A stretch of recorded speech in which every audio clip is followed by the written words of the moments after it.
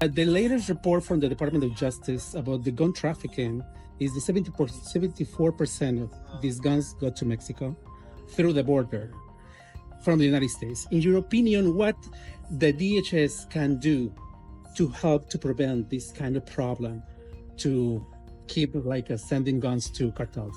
Well, CBP specifically has the authority to regulate what leaves the country, just as it does what comes into the United States.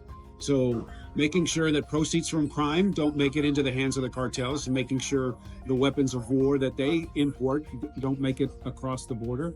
But it's a big challenge with CBP, the infrastructure at the border, monitoring all the southbound cars. We have enough trouble monitoring what comes into the country, let alone try to monitor everything that comes out. But that authority does exist to help.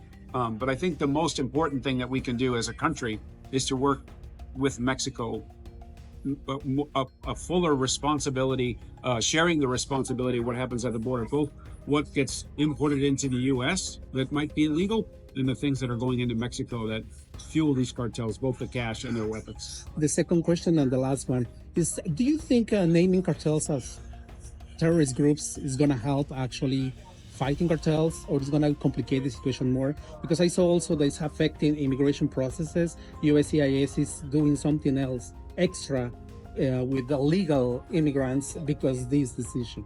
The designation it does a number of things, but it does put on notice these individual cartels that they're a bigger target than they previously were to the United States. And it also helps in the relationship with Mexico.